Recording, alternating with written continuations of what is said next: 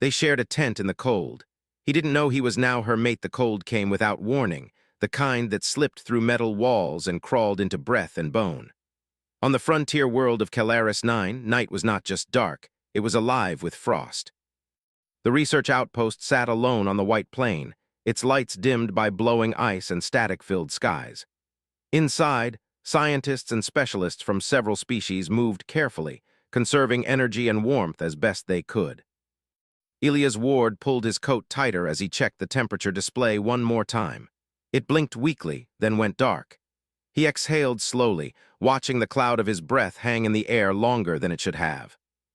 "That's not good," he said quietly, more to himself than anyone else. Elias was human, born on a warm ocean colony but trained for places like this. He wasn't a soldier or a scientist. He was logistics, planning, supplies, problem-solving.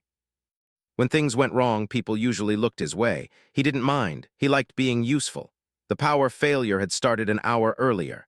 Backup systems were holding, but barely. Heating was gone in half the modules, and repairs would have to wait until the storm passed. Outside, wind screamed across the ice fields, sharp enough to strip exposed skin in seconds. A calm voice came from behind him. "Elias Ward." He turned to see Karash standing near the doorway. She was taller than him, her frame lean, and layered in pale blue insulating fabric designed for her species. Her skin shimmered faintly under the lights, patterned with soft markings that shifted with her mood. Her eyes, dark and reflective, watched him with steady focus. "Yes," Elias said. "There is insufficient heat in my assigned shelter," she said. "The emergency redistribution has failed." Elias nodded. "Yeah, same problem in a few sections. We're moving people around to keep everyone safe."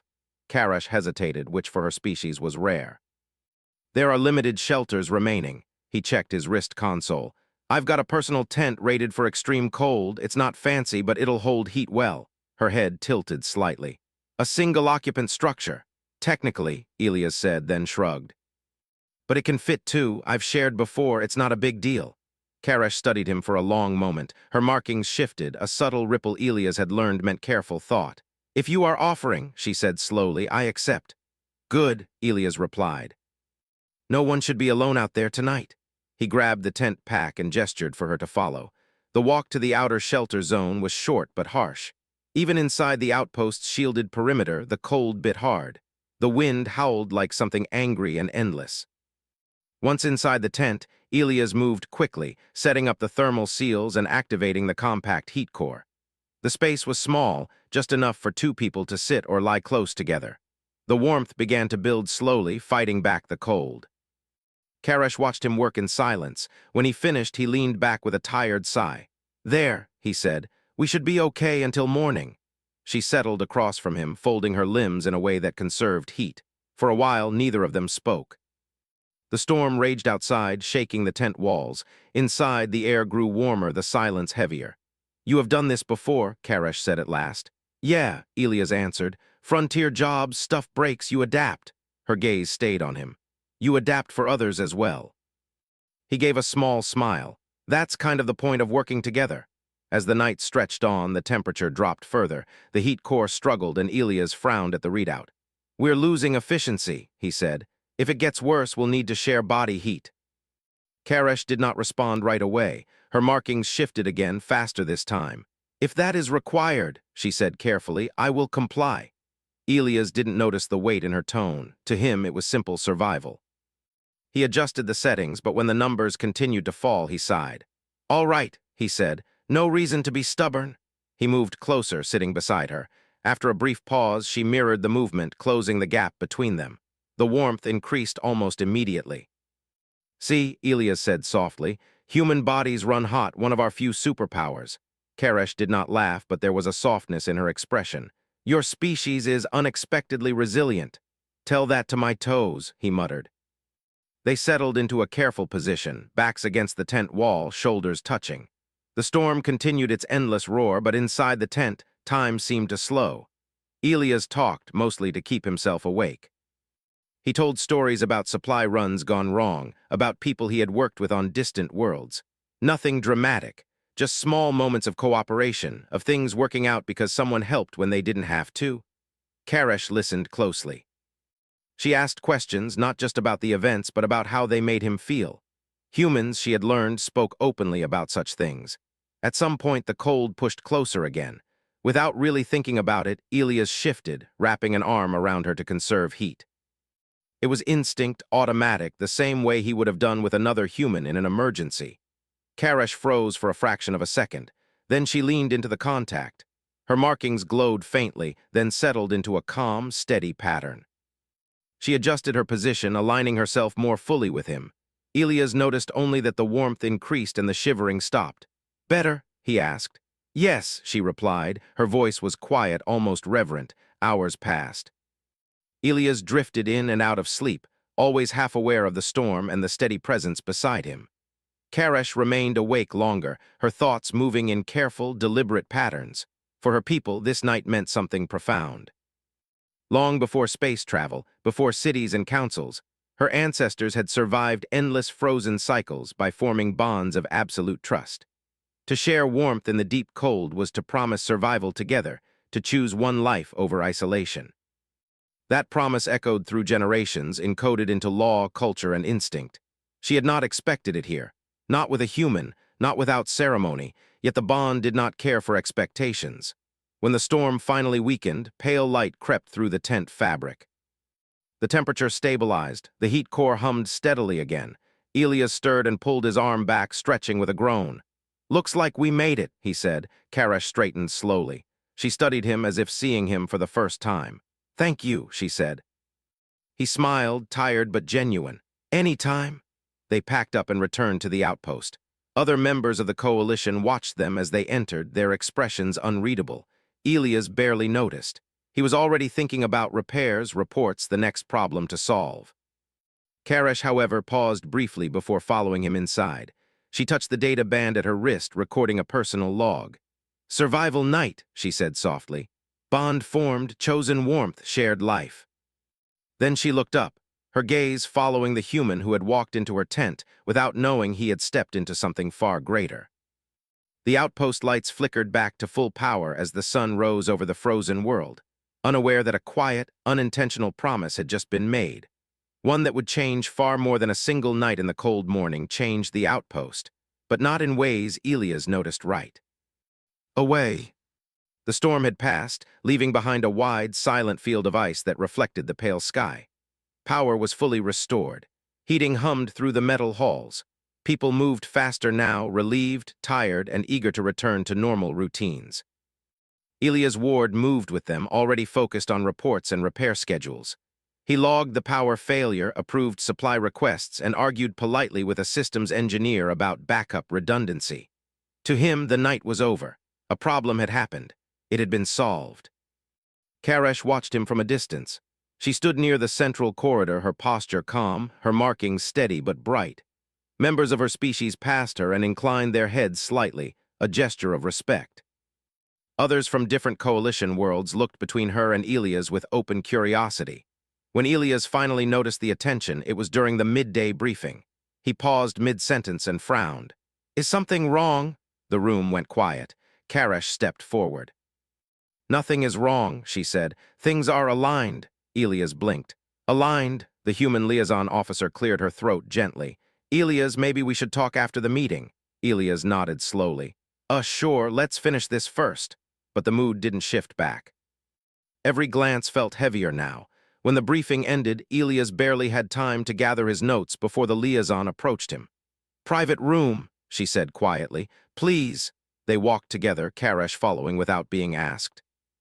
Inside the small meeting room, the door sealed shut. The silence stretched. Elias leaned back against the table. "Okay, someone please tell me what's going on." The liaison looked at Karash, then back at Elias. "Do you remember sharing a tent during the storm?" "Of course," Elias said. "Emergency shelter saved us from freezing." Karash inclined her head slightly. "You chose me." Elias frowned. "I mean, you needed shelter. Anyone would have done the same." The liaison folded her hands. "For humans, yes. For Karash's species, the meaning is different." Karash spoke calmly, but every word carried weight. "To share warmth by choice during lethal cold is a binding act. It declares partnership, life trust, mate bond." The words hung in the air. Elias stared at her. "Mate bond." "Yes," Karash said simply. Elias let out a slow breath. "Okay, I think there's been a misunderstanding." There has not, she replied, but there has been ignorance, not fault. He rubbed his face with both hands. I didn't know, I swear I didn't know if I crossed a line. You did not cross, Karesh interrupted. You stepped forward. The liaison added gently, by her people's law the bond is valid, but there are options, cultural exemptions, especially with humans. Elias looked up. Exemptions? Yes, the liaison said. We can formally dissolve the bond. It would be clean, minimal social impact. Karesh's markings dimmed slightly, though her posture remained proud. Elias noticed.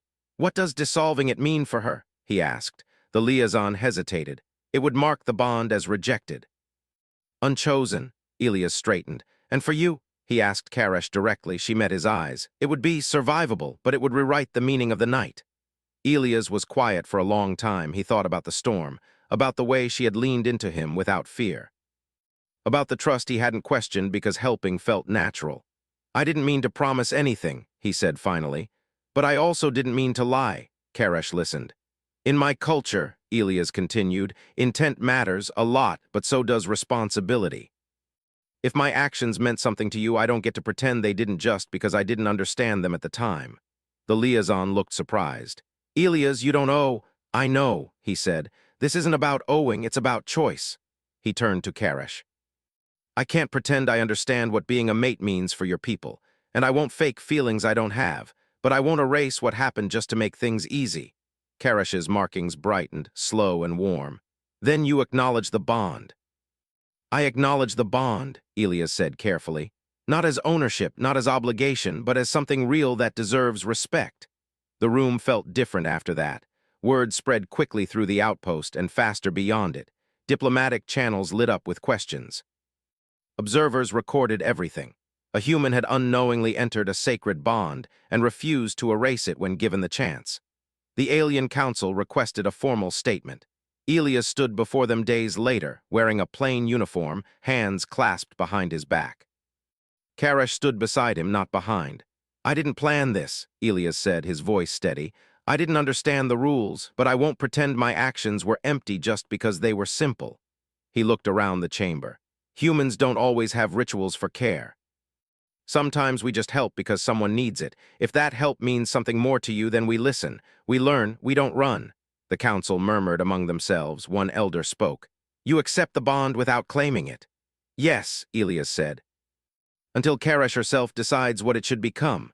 That answer unsettled them more than rejection would have. For Karesh's people, bonds were instinct, fixed, defined. For humans, bonds were flexible, shaped by choice over time. That difference was powerful. Life on the outpost shifted. Karesh and Elias worked closely but carefully. There were no assumptions, no pressure, only conversation. She taught him about her people's history, about survival nights and why warmth meant life itself. He taught her about humans, about how they built meaning slowly, often without realizing it. Others watched and learned.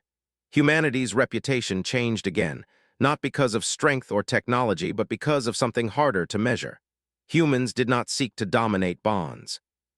They carried them gently, even when unprepared. Weeks later, Karesh stood with Elias beneath the artificial sky dome, watching frost melt from the ground as temperatures rose. You would still choose to help, she said. He smiled faintly. Yeah. I don't think that part of me changes. She turned to him fully. Then I will choose as well. Elias waited, not speaking. I choose to continue the bond, Karesh said, not because law demands it, but because you stayed. Elias met her gaze. Then I choose to stay too. One step at a time. The stars above the frozen world burned quietly, indifferent to law and ritual. But across the coalition, a new idea began to take root. That sometimes the strongest promises were the ones made without knowing and honored once understood. The outpost settled into a new rhythm, quieter on the surface, deeper underneath. Elias felt it in small ways. Doors opened a little faster for him. Conversations paused when he entered, then resumed with careful respect. No one treated him like a hero, but no one treated him like just another human either. He had become a reference point, a story people measured themselves against. He did not like attention, but he accepted responsibility. Karesh worked beside him more often now, not because the bond demanded it, but because cooperation felt natural. They shared planning tables, long walks through the temperature-controlled corridors, and silent moments watching the sky beyond the dome. Their connection was visible but unspoken. No displays, no claims, just presence. That restraint confused many. For Karash's people, bonds were clear and structured. Mates shared decisions, living space, future plans. Elias did none of that automatically. He asked. He waited. He listened. At first, some elders worried the bond would weaken without tradition. Instead, it changed. Karash began to understand humans in a way no formal study had shown. Humans did not rush meaning. They built it layer by layer, checking each step, adjusting when needed. They could hold something precious without squeezing it too tightly. One cycle later, a delegation arrived. They came from the Coalition Corps, drawn by reports that had spread faster than anyone expected. Not about romance, not about law, about behavior. The delegation included observers, cultural analysts, and one senior arbitrator. Their goal was simple. Understand why this bond mattered beyond two individuals. Elias stood again in a formal chamber, but this time the pressure felt different. Less accusation, more curiosity. You refused annulment, the arbitrator said, but you also refused immediate fulfillment. Why? Elias thought before answering. Because bonds aren't switches, you don't flip them on or off, you learn what they are. Karash stood at his side, her posture relaxed, confident. You allowed uncertainty, another observer noted. Yes, Elias said, uncertainty is honest. The observers exchanged glances. One asked Karash, does this not weaken the bond? She answered without hesitation. No, it strengthens it. Choice repeated is stronger than choice assumed. That statement echoed through the chamber. After the delegation left, changes followed. Coalition protocols were revised. Emergency shelter guidelines now included cultural briefings, not warnings but explanations. Humans helped write them. Elias helped too, but quietly. He insisted the credit go to teams, not individuals. That insistence itself became part of the story. Karash watched all of this with growing clarity. One evening they sat together in the observation ring. The sky beyond was clear, stars sharp and endless. You changed more than law, she said. Elias leaned back. I just didn't want anyone getting hurt. That is change, she replied. There was a pause, comfortable and warm. I have been thinking, Karash continued, about what comes next. Elias turned toward her. Okay. For my people, she said, mates eventually merge lives. Living space, long-term planning, travel assignments. He nodded. And for humans, we talk, he said simply. A lot. Her markings shifted in a pattern he recognized now as amusement. I would like to talk, she said, so they did. They talked about expectations, about time, about how neither of them wanted to rush into something shaped by accident alone. They talked about fear, too. Elias admitted he was afraid of failing something he never meant to start. Karash admitted she feared losing something she had not expected to find. They did not solve everything that night. They did not need to. Weeks later, a crisis hit the outpost. Not a storm this time, but something quieter. Supply routes were delayed. Resources grew tight. Not dangerous yet, but tense. Elias stepped into motion, calm as always. He coordinated redistribution, optimized schedules, and adjusted workloads so no one species carried too much burden. Karash supported him, translating needs across cultures, smoothing misunderstandings before they could harden. Others noticed how well they worked together, not as a bonded pair defined by law, but as partners defined by trust. The outpost endured. More than that, it adapted. When supplies finally arrived, the coalition sent a message of commendation, not to Elias alone, to the outpost, to mixed teams, to shared effort. Elias read the message once, then archived it. Karash read it 3 times. You don't celebrate, she observed. I do, he said. I just don't need noise, she considered that. Perhaps that is why humans endure. One night, long after the outpost had gone quiet, Karash returned to the place where the storm shelter had once stood. The tent was long gone, replaced by reinforced structures, but the memory remained. Elias joined her there. This is where it began, she said. He nodded. For you. For us, she corrected gently. He did not argue. She turned to face him fully. I will ask clearly now with knowledge, not instinct. Elias felt the weight of the moment but did not rush it. Would you choose to continue this bond, she asked, not as a survival act but as a shared path? He breathed in slowly. Yes, he said, I would. As long as we keep choosing. Her markings glowed, not bright but steady, balanced. That answer traveled far, not because it was dramatic, but because it was human. In the cycles that followed, humans became known not just as survivors, not just as innovators, but as something unexpected. A species that treated bonds as living things, requiring care, patience, and consent over time. Some cultures found that idea uncomfortable. Others found it liberating. As for Elias and Karash, they did not become symbols by choice. They became examples by accident. They shared space eventually, shared work, shared silence. They disagreed sometimes, they adjusted often. And when the cold season returned to Calaris 9, the outpost was ready. Better shelters, better power, better understanding. But on one quiet night, when the temperature dropped and the stars burned sharp again, Elias and Karash stood together at the dome window. Funny, Elias said, all this from one broken heater. Karash tilted her head. Humans build futures from small moments, he smiled. We try. Beyond the glass, the frozen world waited unchanged. But within the outpost, within the coalition, something had shifted. Not because of force, not because of conquest, but because a human had offered warmth without knowing the cost, and then chose to honor it when the meaning became clear. Time moved forward, steady and quiet, the way it always did after something important had already happened. The bond between Elias and Karash no longer felt new, but it also never felt finished. It grew in small, careful ways, shared meals, shared decisions, long talks that ended without answers but never without understanding. The coalition noticed. Requests began to arrive at the outpost. Not demands, not orders, but invitations. Cultural councils wanted insight. Research teams wanted human advisors. Diplomats wanted examples they could point to when negotiations stalled. Elias disliked the word example. Karash understood why. You fear being simplified, she said once. Yeah, he replied. People like stories with clean edges. Real life doesn't work like that. She considered this.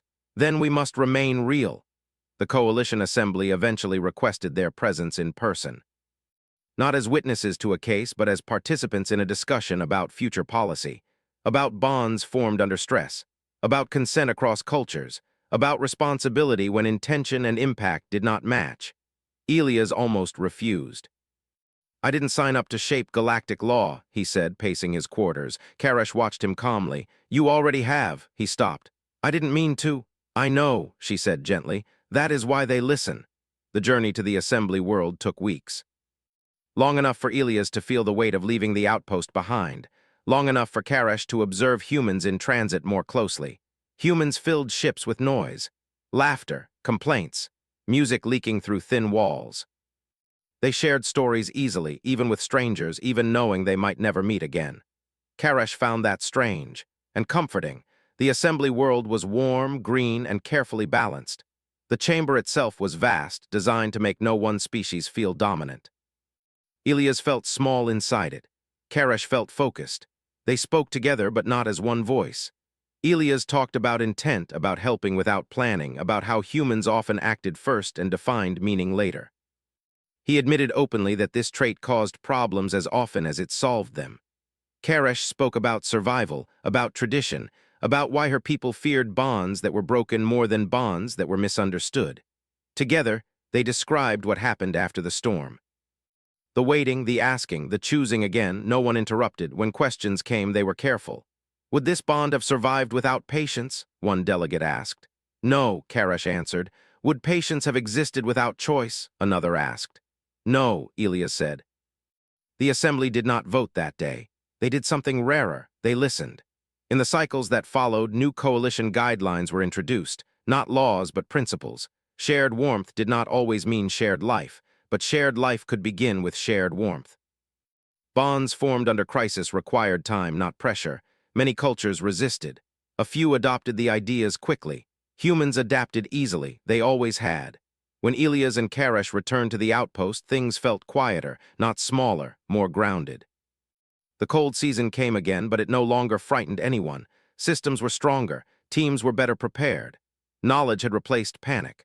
One evening, as artificial snow drifted gently beyond the dome, Elias and Karash sat together in their shared space. It was not large. Humans preferred functional rooms. Karash preferred order. The result was simple and calm. I have been offered a position, Karash said. Elias looked up. Where? Coalition Cultural Liaison, she said. Rotational, multiple worlds. He nodded slowly. That's big. Yes. Silence settled between them, not heavy, not sharp. "And you?" she asked. "I was offered command-level logistics," Elias replied. "Mobile assignments, crisis response." Their paths once again pointed in different directions. Karash studied him. "Do humans fear separation?" Elias smiled faintly. "We fear pretending it doesn't matter." They talked late into the night. Not about sacrifice, not about obligation, about reality. They did not promise to stay together at all costs. They promised to stay honest. Months later, they stood on a launch platform beneath a wide alien sky. Ships waited, routes diverged. Others watched from a distance, expecting drama. There was none. Karash placed a hand against Elias' arm, a gesture learned from humans. "We will continue," she said. "Not because we must, because we choose." He covered her hand briefly. "We'll check in, adjust, keep choosing." They parted without ceremony, and the bond did not break. Across the following years, their connection changed shape. Sometimes they were together. Sometimes light years apart. Messages crossed space. Long pauses followed, then more messages. Each time they reunited, there was no need to ask if the bond still existed. It did. Not fixed, not fragile, alive. Humanity's reputation continued to shift. They became known as a species dangerous not because of weapons, but because of influence. Humans entered systems and changed how people thought about responsibility, about care, about what it meant to mean something. Some called it chaos, others called it hope. On a quiet world far from Calaris 9, Elias coordinated disaster relief after a solar failure. He worked without rest until systems stabilized. When he finally sat down, exhausted, a message waited. Karash had been appointed lead advisor for interspecies ethics. He laughed softly, alone in the control room. "Of course you were," he said. Years later, they stood together again, older now, shaped by experience. They returned once more to Calaris 9, invited to speak at the outpost's anniversary. The frozen world looked the same. They did not. As they stood beneath the dome, watching new teams move with confidence through warm corridors, Karash spoke quietly. "All this," she said, "from one night." Elias nodded. "From one choice, then another." She turned to him. "If the storm came again." He didn't let her finish. "I'd share the tent," he said, "every time." Her markings glowed, soft and steady, the way they had that first night. Beyond them, the outpost lights burned strong against the cold. Humanity had not conquered the ice. They had learned to live with it.